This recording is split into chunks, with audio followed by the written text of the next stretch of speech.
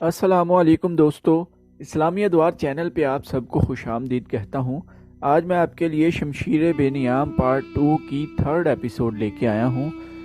جن دوستوں نے ابھی تک چینل کو سبسکرائب نہیں کیا وہ چینل کو سبسکرائب کر لیں۔ تو چلیے آئیے آج کی ایپیسوڈ شروع کرتے ہیں۔ قلعوں کے اندر یہ عالم تھا کہ دیواروں سے زخمی تیر اندازوں کو اتار رہے تھے۔ زیادہ کو تیر چہروں، آنکھوں اور گردنوں میں لگے تھے۔ ان کی چیخوں پکار سے ان کے ساتھیوں کے حوصلے ٹوٹنے شروع ہو گئے۔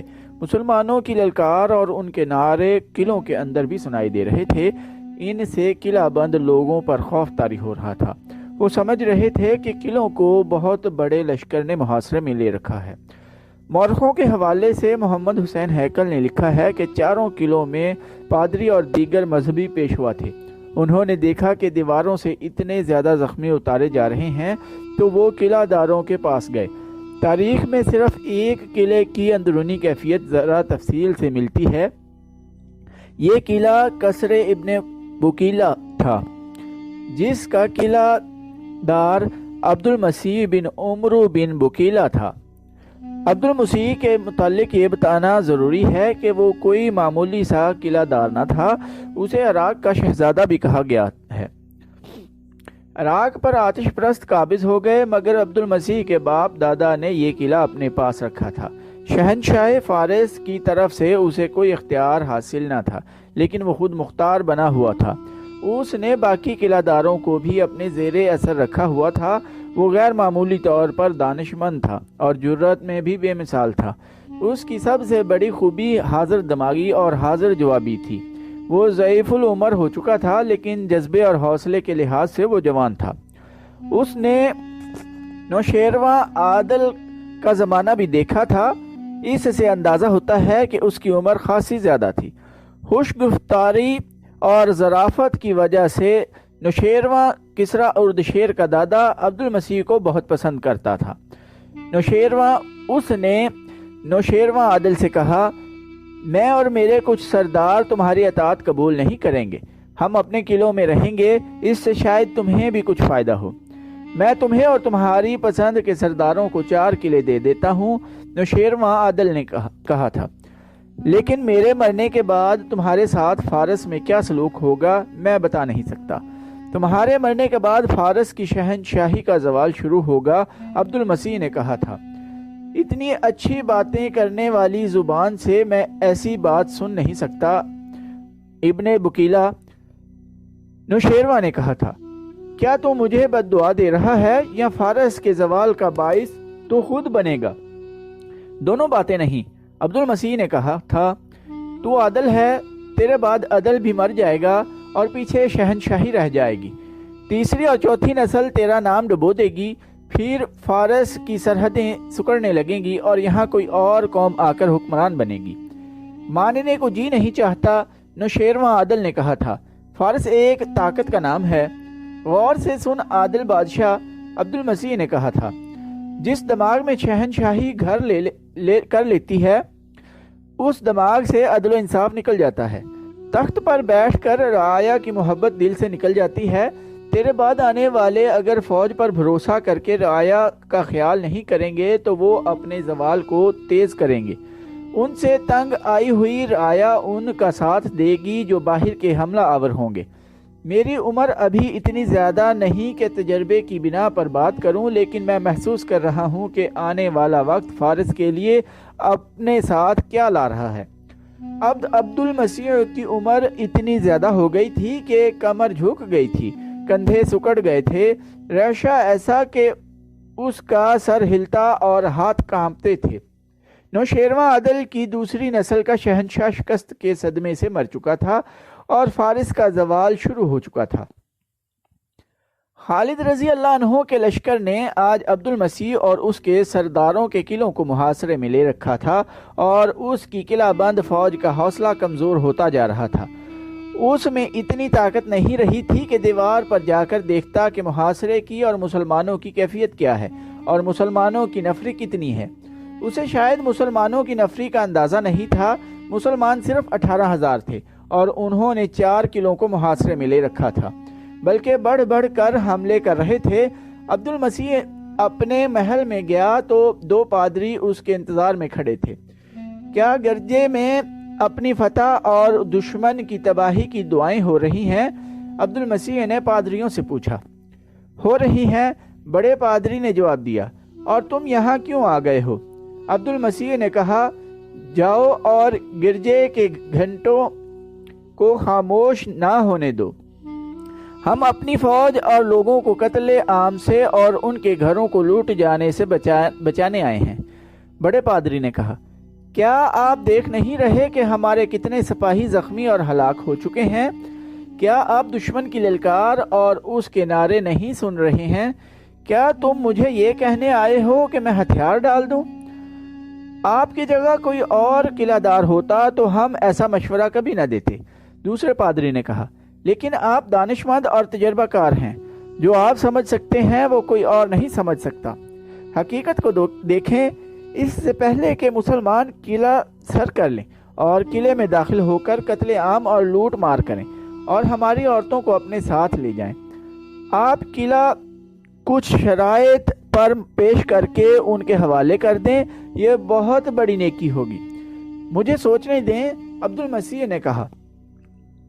سوچنے کا وقت کہاں ہے؟ پادری نے کہا، اوپر دیکھیں، مسلمانوں کے تیر دیوار کے اوپر سے اندر آ رہے ہیں اور وہ دیکھیں زخمیوں کو کندھوں پر اٹھا کر اوپر سے نیچے لا رہے ہیں۔ کیا آپ دیکھ نہیں رہے کہ دیوار پر اور برجوں میں ہمارے تیر اندازوں کی تعداد کس تیزی سے کم ہوتی جا رہی ہے؟ ناحق خون نہ ہونے دیں۔ قلعے کے باہر مسلمانوں کے حلے اور تیروں کی بچھاڑیں تیز ہو گئی تھیں، حالانکہ ان کے زخمیوں اور شہیدوں کی تعداد بڑھتی جا رہی تھی۔ عبد المسیح نے پادریوں کی موجودگی میں قاصد کو بھیجا کہ وہ قلعے کے دفاع کی صورتحال معلوم کر کے فوراً آئے۔ قاصد نے واپس آ کر جو صورتحال بتائی وہ امید افزا نہیں تھی۔ دوسرے قلعوں کی کیفیت بھی ایسی ہی تھی جو عیسائیوں کے حق میں نہیں جاتی تھی۔ قلعے کا دروازہ کھل گیا، ایک ضعیف العمر آدمی گھوڑے پر سوار باہر نکلا۔ اس کے ساتھ 2-3 سردار تھے۔ ان میں سے ایک سردار نے بلند آواز سے کہا کہ وہ دوستی کا پیغام لے کر باہر نکلے ہیں۔ ان کے پیچھے قلعے کا دروازہ بند ہو گیا۔ ہم تمہارے سالار سے ملنا چاہتے ہیں، عبد المسیح کے اس سردار نے بلند آواز سے کہا۔ دیوار سے تیر آنے بند ہو گئے تھے۔ مسلمانوں نے بھی تیر اندازی روک لی۔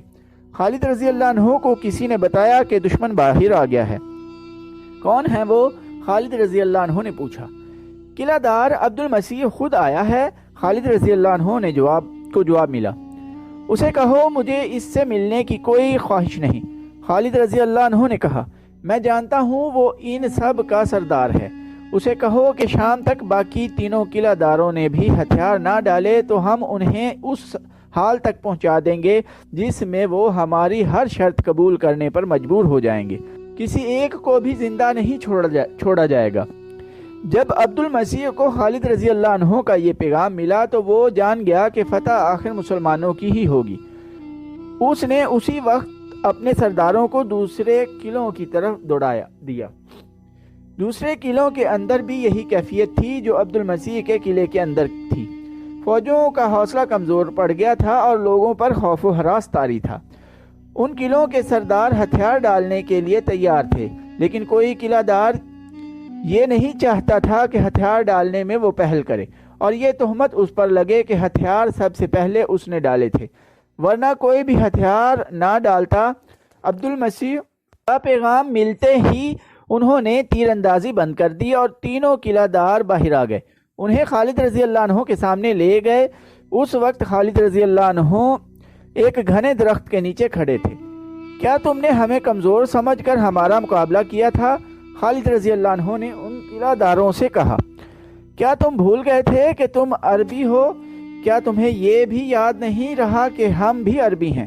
اگر تم اجمی ہوتے تو بھی تمہیں یہ امید نہیں رکھنی چاہیے تھی کہ تم اس وقت قوم کو شکست دے سکو گے جو عدل و انصاف میں یکتا ہے اور جس کی تلوار کی دھاک بیٹھی ہوئی ہے۔ تو جو کچھ بھی کہنا چاہتا ہے کہہ سکتا ہے، ضعیف العمر عبد المسیح نے کہا۔ تو فاتح ہے، ہمیں کچھ کہنے کا حق حاصل نہیں کیونکہ ہم نے تیرے آگے ہتھیار ڈال دیے ہیں۔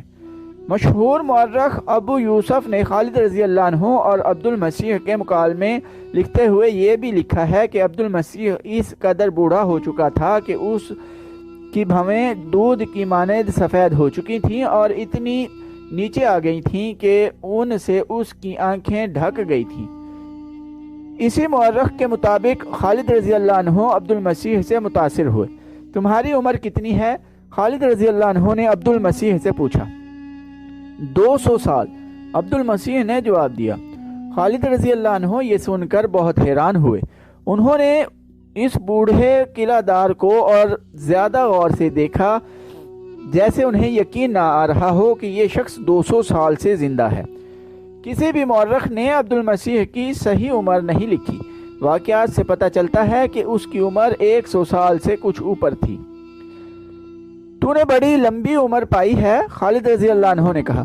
یہ بتا کہ اتنی لمبی زندگی میں تم نے سب سے زیادہ عجیب چیز کیا دیکھی ہے؟ نوشیروان کا عدل و انصاف، عبد المسیح نے جواب دیا۔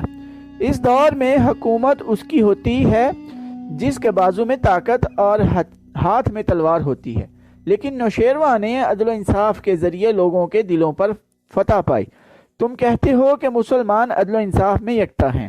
نہیں، میں نوشیروان کو عادل مانتا ہوں۔ تم کہاں سے آئے ہو؟ خالد رضی اللہ عنہ نے عبد المسیح سے پوچھا۔ کہاں کے رہنے والے ہو؟ ایک گاؤں ہے، عبد المسیح نے جواب دیا۔ جہاں تک کوئی عورت بھی سفر کرے تو اس کے لیے روٹی کا ایک ٹکڑا بھی کافی ہوتا ہے۔ کیا تم احمق نہیں ہو؟ خالد رضی اللہ عنہ نے کہا۔ میں پوچھ کیا رہا ہوں اور تم جواب کیا دے رہے ہو؟ میں نے پوچھا تھا کہاں سے آئے ہو؟ اپنے باپ کی ریڑھ کی ہڈی سے، عبد المسیح نے جواب دیا۔ تم قلعہ دار بننے کے قابل کب ہوئے تھے؟ خالد رضی اللہ عنہ نے جھنجھلا کر کہا۔ میں نے پوچھا ہے تم کہاں سے آئے ہو؟ اپنی ماں کی رحم سے، عبد المسیح نے جواب دیا۔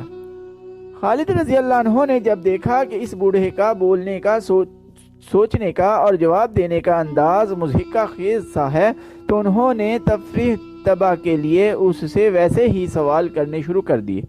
یہ سوال و جواب تقریباً تمام مورخوں نے لکھے ہیں۔ تم کہاں جاؤ گے؟ خالد رضی اللہ عنہ نے پوچھا۔ آگے کو، عبد المسیح نے جواب دیا۔ تمہارے آگے کیا ہے؟ آخرت، عبد المسیح نے جواب دیا۔ تم جانتے ہو کہاں کھڑے ہو؟ خالد رضی اللہ عنہ نے پوچھا۔ زمین پر، عبد المسیح نے جواب دیا۔ خالد رضی اللہ عنہ اس کی بے رخی اور لاپرواہی دیکھ کر اسے یہ احساس دلانا چاہتے تھے کہ وہ فاتح سالار اعلیٰ کے سامنے کھڑا ہے۔ خالد رضی اللہ عنہ نے معلوم نہیں کیا سوچ کر اس سے پوچھا، تم کس چیز کے اندر ہو؟ اپنے کپڑوں کے اندر، عبد المسیح نے جواب دیا۔ اب خالد رضی اللہ عنہ کو غصہ آنے لگا۔ انہوں نے طنزیہ لہجے میں کہا، دنیا کم عقلوں کو تباہ کرتی ہے لیکن دانا لوگ دنیا کو تباہ کرتے ہیں۔ مجھے معلوم نہیں تم کم عقل ہو یا دانا، مجھے صحیح جواب تمہارے لوگ ہی دے سکتے ہیں۔ اے فاتح سالار، عبد المسیح نے کہا، چونٹی بہتر جانتی ہے کہ اس کے بل کے اندر کیا کچھ رکھا ہے، اونٹ نہیں بتا سکتا۔ خالد رضی اللہ عنہ نے چونک کر عبد المسیح کی طرف دیکھا۔ ان کا غصہ ختم ہو گیا۔ انہوں نے محسوس کر لیا کہ یہ شخص احمق یا کم عقل نہیں۔ خالد رضی اللہ عنہ نے اسے اپنی برابری میں بٹھا لیا۔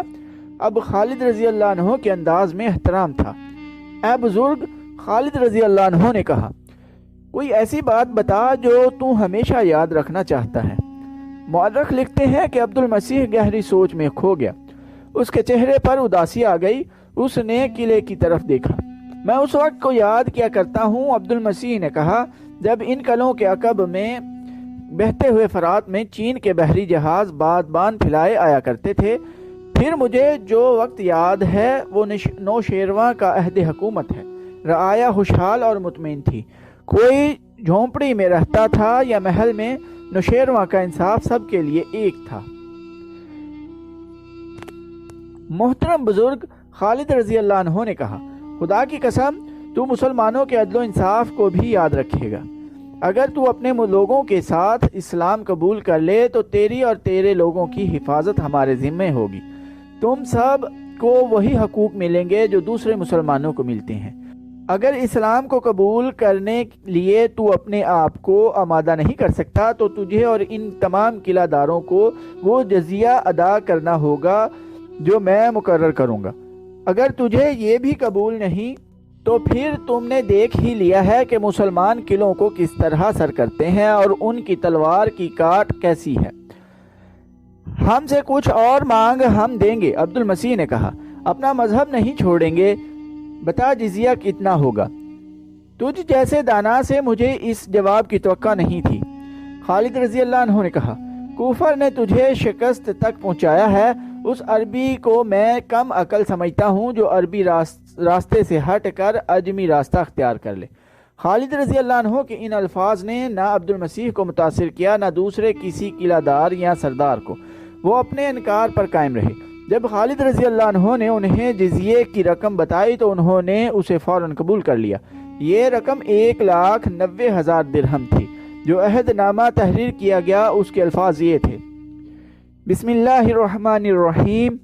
یہ عہد نامہ خالد رضی اللہ عنہ بن ولید نے ہیرا کے سرداروں عدی بن عدی، عمرو بن عدی، عمرو بن عبد المسیح، ایاس بن قبیسیہ التانی اور ہیری بن اکال سے کیا ہے۔ اس عہد نامے کو ہیرا کے لوگوں نے قبول کر لیا ہے اور اپنے سرداروں کو اس کی تکمیل کا ذمہ دار ٹھہرایا ہے۔ اس عہد نامے کے مطابق اہل ہیرا خلافت مدینہ کو 1,90,000 درہم سالانہ ادا کیا کرے گی۔ یہ جزیہ ہیرا کے پادریوں اور دیگر راہبوں سے بھی وصول کیا جائے گا۔ صرف اپاہجوں، نادار افراد اور تارک الدنیا راہبوں کو یہ جزیہ معاف ہوگا۔ اگر یہ جزیہ باقاعدگی سے ادا کیا جاتا رہا تو اہل ہیرا کے تحفظ کے ذمہ دار مسلمان ہوں گے۔ اگر مسلمانوں نے اس ذمہ داری میں کوتاہی کی تو جزیہ نہیں لیا جائے گا، اور اگر اہل ہیرا نے اس عہد نامے کی خلاف ورزی کی تو مسلمان اپنی ذمہ داری سے بری سمجھے جائیں گے۔ یہ معاہدہ ربیع الاول 12 ہجری میں تحریر ہوا۔ تو دوستو، آج کی ایپیسوڈ ادھر ہی ختم کرتے ہیں۔ چینل کو سبسکرائب کرنا نہ بھولیے گا۔ ٹائم دینے کے لیے شکریہ۔ اللہ حافظ۔